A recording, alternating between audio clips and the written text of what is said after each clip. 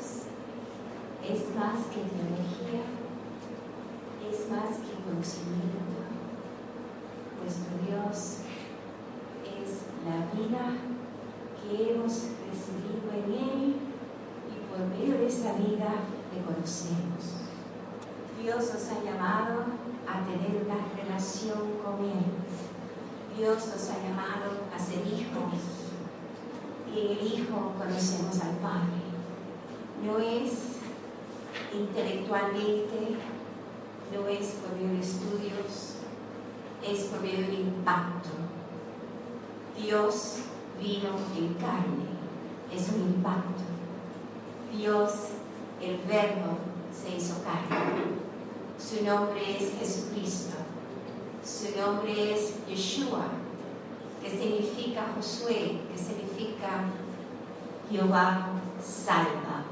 Cuando declaramos el nombre de Jesús, estamos diciendo Jehová salva. Cristo es el ungido, la unción, el Espíritu Santo, que es Él mismo. Él es el Mesías, Él es el ungido. No hemos creído a fábulas, no es algo que tenemos intelectualmente en el cual nosotros basamos nuestra fe. Es que hemos renacido de Él. Esta es la diferencia, la gran diferencia. Estábamos hablando del Hijo del Hombre. No sé si lo pueden ver. Este es el Hijo del Hombre.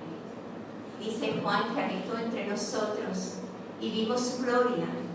Gloria como del unigénito Hijo de Dios. ¿Lleno de qué? De gracia y verdad. Y de esa plenitud tomamos todos. Él en medio de nosotros. Ahora Él vino al mundo. Él vino a lo de Él. Lo de Él que tenían justicia propia, pero en sí esto es lo que era, igual que lo demás. ¿Qué es lo que vemos? Vemos el ser humano después de Adán y Eva pecar, bajo la influencia de las tinieblas, y no solamente bajo la influencia de las tinieblas, pero las tinieblas estaban en nosotros. Hemos nacido de la simiente corruptible, pero Él no es corruptible. Él no nació de la simiente corruptible. El Verbo se hizo carne. Es la simiente incorruptible.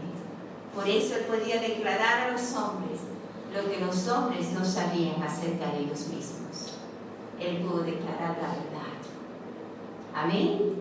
Él dijo que Él no se fiaba en ellos, porque Él conocía a todos. Él conocía lo que había en el hombre. El hombre no necesitaba dar testimonio acerca de Él, porque Él conocía lo que había en el hombre. Pero Él vino, el Hijo del Hombre, vino a nosotros. No solamente se hizo rey para nosotros bajo esta condición. Como habíamos leído esta mañana, su reino no es este mundo. Él no vino a traer el reino en esa forma a nosotros. Aunque los discípulos no le creyeron, su meta era siempre la cruz. Él sabía que Él iba a ser tomado por los hombres, que Él iba a ser llevado a la muerte, a través de los gentiles y a través de los judíos. Ambos participaron porque Él murió por todos. Amén. Él murió por todos. Y Él sabía que Él era el Cordero. Él sabía que Él tenía que ir a la cruz. Mientras Él estaba en medio de ellos, ellos estaban siendo santificados, porque Él estaba en medio de ellos. Pero ellos no hubieran podido tener lo que Él tenía dentro si Él no hubiera subido a la cruz. Amén. Él fue levantado a la cruz, así como esa serpiente fue levantada en el desierto, para que todo aquel que mirara a la serpiente no muriera. Así el Hijo del Hombre fue levantado. Amén. Fue levantado. Mis hermanos, esto no es una historia. Esto no es conocimiento humano, esto es la realidad. La realidad, la verdad que ha venido a nuestra vida por medio de un acto que Él hizo por nosotros, por medio de una obra que Él hizo por nosotros. Podemos predicar día y noche, y si el Espíritu no da revelación de la palabra que se está proclamando, en vano es. Pero como la palabra es vida, amén, es espíritu y vida, Él sabe a dónde llegar a los corazones que Él ya ha preparado para Él. Gloria a su nombre. Amén. Amén. Así que lo de Él se tuvieron que quedar. Yo me voy. Donde yo voy, ustedes no pueden ir. Pero vendré a vosotros. Amén. El mundo no me verá, pero ustedes me verán. Porque yo vivo, vosotros viviréis. Amén. Subió a la cruz. Nació sin pecado. Él no tenía pecado, tenía la unción sobre él y la vida en él. Amén. La simiente incorruptible. La simiente del árbol de la vida que vino a nosotros. Esa simiente. Y por amor a nosotros fue a la cruz. Subió a la cruz. Subió a la cruz. El justo por los injustos. Subió a la cruz.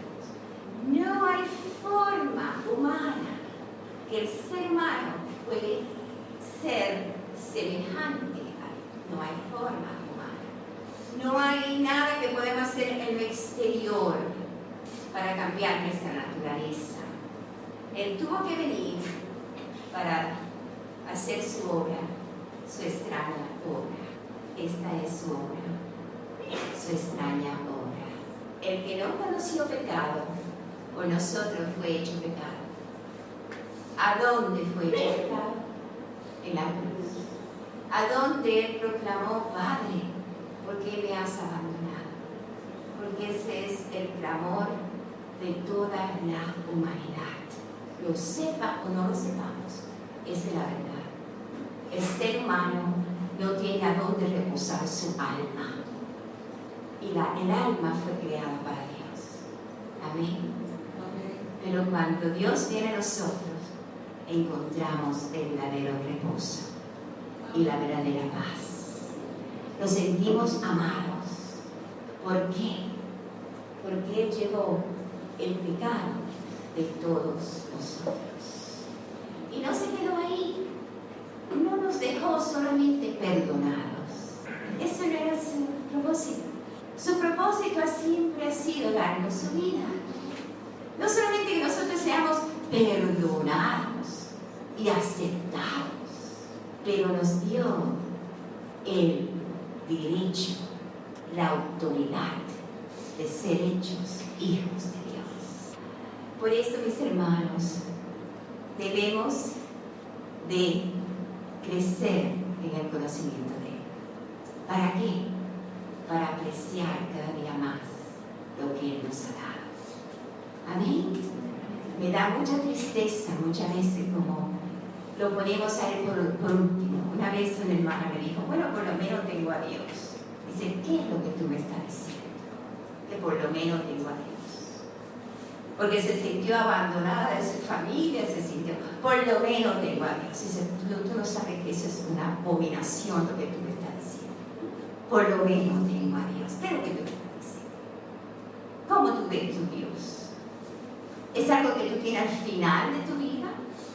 ¿Es algo que tú tienes allá como que tú lo puedes poner último en tu vida? Qué barato es lo que Dios te ha dado.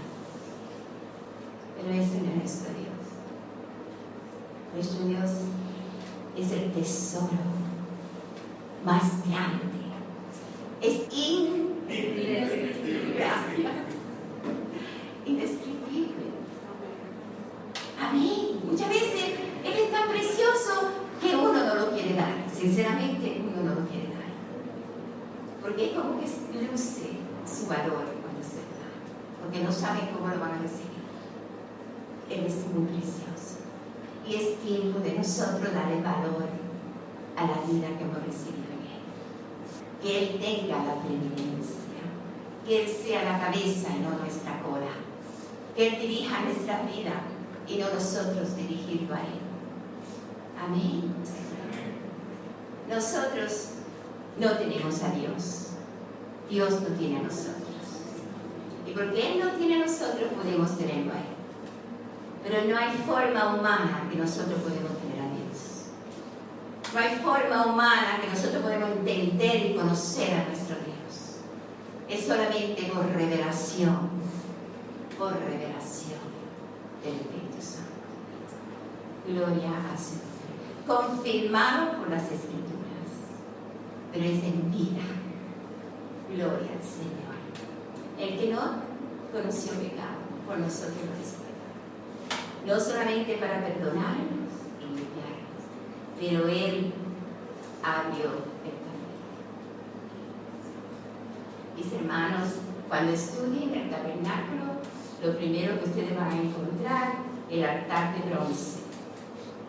Esto representa, el altar de bronce representaba la sangre, ahí donde el animal fue crucificado. El agua, porque cuando le abrieron el costado, salió sangre y agua. En el tabernáculo, en el atrio, tienes el altar de bronce, donde fue sacrificado el animal, la sangre tenía que correr hacia la tierra. Y el próximo mueble es el lavacro, el agua. Amén. El agua. Y sabemos que el agua representa la palabra que nos limpia. Él nos redimió y nos santificó por medio de su sacrificio. Amén. Amén. Amén. Este es uno que ha sido redimido. Amén. Entre su familia, entre su pueblo, entre sus amistades, escuchó la palabra de verdad, vino el Verbo, nació en su corazón, hemos renacido por la palabra de Dios. Séquese la hierba, marchítese la flor, mas la palabra de Dios permanece para siempre. Ahí está nuestra vida eterna y hemos sido sellados con el Espíritu Santo de la promesa. Ahora vemos alrededor de esta criatura, esta nueva criatura está dentro de la sangre del Cordero. Amén. Esa sangre nos redimió, nos limpió y hemos podido recibir el Espíritu Santo en nuestros corazones. Y por eso nos llamamos santos y por eso somos santificados en este día delante de Él. Gloria al Señor. Gloria al Señor. No solamente nos salvó, nos santificó, pero dice Efesios 1 que nos sentó en lugares celestiales en Cristo Jesús. Amén. Y aquí está la escalera que habíamos visto ayer de Jacob. Amén. Podemos subir y bajar a través de la cruz, el camino. Gloria al Señor. A su nombre, gloria. Vamos a Zacarías, capítulo 6. Lo habíamos visto en otro aspecto, en Daniel, esta mañana. Ahora lo vamos a leer en este aspecto en Zacarías. Zacarías 6:12.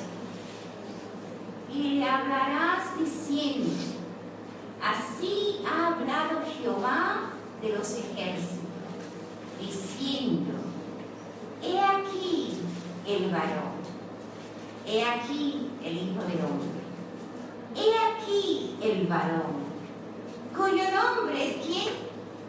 El renuevo. El renuevo también está en Isaías 11, está en muchas partes de las Escrituras, que es el renuevo, es Jesucristo, el siervo. He aquí el varón cuyo nombre es el renuevo, el cual edificará, ¿qué? El templo de Jehová. Cuando Jesús dijo, sobre esta roca edificaré mi iglesia, y nosotros somos el templo del Espíritu Santo, aquí está para nosotros ser confirmado en la verdad. Amén. Él edificará el templo de Jehová. El Señor edifica su iglesia, edifica nuestras vidas. Versículo 3. Este es la manifestación de la verdadera edificación. Él edificará el templo de Jehová y Él llevará ¿qué? Gloria. En ese templo la gloria es para Dios. Aleluya. Él llevará gloria. No hay tal cosa que un templo lleve la gloria. No hay tal cosa que la iglesia lleve la gloria. La gloria de la iglesia es Él, y Él lleva la gloria. Amén. Y se sentará y dominará en su trono. Si queremos siempre esta unión entre el trono y Cristo Jesús, el Cordero. Amén. Él se sentará en su trono y habrá sacerdote a su lado, y consejo de paz habrá entre ambos. Las coronas servirán a Elem y Tobías y Gedaías y a En, hijo de Sofonías, como memoria en el templo de Jehová. Y los que están lejos vendrán y ayudarán a edificar el templo. Ahí podemos ver a Pablo. Ahí podemos ver a todos los que fueron llamados, y a nosotros aquí presentes, los que hemos sido llamados a colaborar con Él. Dice que van a venir de lejos a edificar el templo de Jehová. Ellos no son los edificadores, ellos son los ayudadores. Amén. Y ayudarán a edificar el templo de Jehová. Somos colaboradores. Ayudarán a edificar el templo de Jehová. Es verdad que esto en parte se cumplió en la restauración allá del templo en Jerusalén después de la cautividad. Pero esto va mucho más y llega hasta Cristo, el renuevo. Amén. Esto no es solamente para la historia de Israel cuando salió de Babilonia. No, esto aplica hoy a nosotros. Aplica en el Espíritu, porque el Señor dijo y declaró que los salmos, la ley, los profetas hablaban de Él. Amén. Hablaban de los tiempos presentes y también hablaban de aquel que había de venir. Aquí vemos a lo largo esta profecía así de Cristo y su iglesia. De Cristo y su iglesia. Él nos ha dado una parte con Él en la edificación de su templo, en la edificación de su iglesia. Ellos vendrán y ayudarán a edificar el templo de Jehová, y conoceréis que Jehová de los ejércitos me ha enviado a vosotros, y esto sucederá y se oyeréis obedientemente la voz de Jehová, vuestro Dios. Así que es tremenda profecía en visión que tuvo Zacarías acerca del renuevo, acerca de la edificación del templo del Señor, que Él iba a llevar la gloria, que Él es el Rey, Él se siente en su trono y habrá sacerdote a su lado. Muy interesante, muy interesante. La relación de esposo y esposa tiene que ver cuando en Adán el Señor le sacó una costilla, ¿no? ¿Dónde está la costilla? Arriba, abajo. del costado, al lado. ¿Y qué era la palabra que el Señor usó, que le iba a dar a Adán? ¿Qué le iba a dar a Adán? Eso está también en Efesios 5, que está relacionado, ¿verdad?, con la unión matrimonial, pero es tipo también de Cristo y su iglesia, que los dos serán una sola carne. ¿De dónde salió la sangre y el agua del Señor? Él no fue de capacidad, él ya estaba muerto, por supuesto, pero era necesario cumplir toda la palabra. Y como él era el camino, él que una vez fue puesto en el tabernáculo, en el atrio, entonces era necesario que la sangre y el agua corrieran, pero corrió de su costado. Entonces, una ayuda, y habrá sacerdote a su lado. Van a venir aquellos que van a ayudar. Es una persona que está a tu lado. Una ayuda idónea es alguien que está a tu lado. Amén. La iglesia, mis hermanos, para el Señor, en relación de colaboradora, es hasta cierto punto femenina. Está bajo la autoridad de la cabeza, que es Cristo. Cristo es la cabeza de ella. Nosotros en esa parte somos femeninas, porque estamos siendo preparadas como novia y como esposa para Él. Como esposa colaboramos con el esposo. Amén. Como siervos colaboramos con nuestro Señor. Amén. Estamos no delante, no detrás, no debajo y no encima. ¿Dónde estamos? A su lado. Compañeros, compañeras. En amor. Pedro, ¿tú me amas? Tengo algo para ti. Tú vas a ser conyugado conmigo. Tengo algo para ti. Ven, apacienta mis ovejas. Tú me amas. Ven. El Señor los ama. El Señor se ha dado. Y Él nos invita a servirle en ese amor que Él nos ha dado. Vemos aquí la palabra sacerdote que ministra mucho. Y habrá sacerdote a su lado. La iglesia también es un cuerpo sacerdotal. Es su novia, es su esposa y es también un cuerpo sacerdotal. Y vemos en Apocalipsis que Dios nos ha hecho,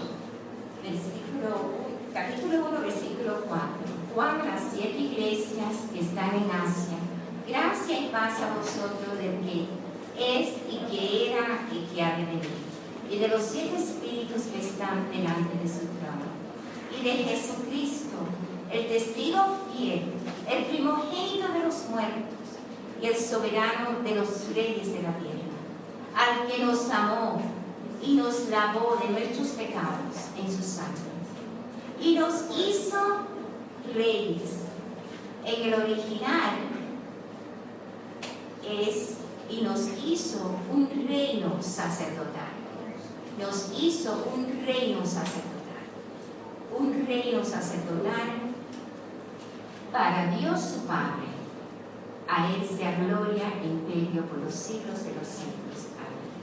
Ahora vamos a leer 1 de Pedro, capítulo 2.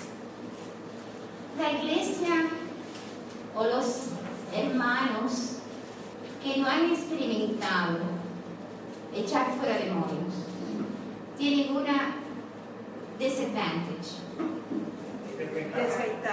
Tienen una desventaja. ¿Por qué digo eso?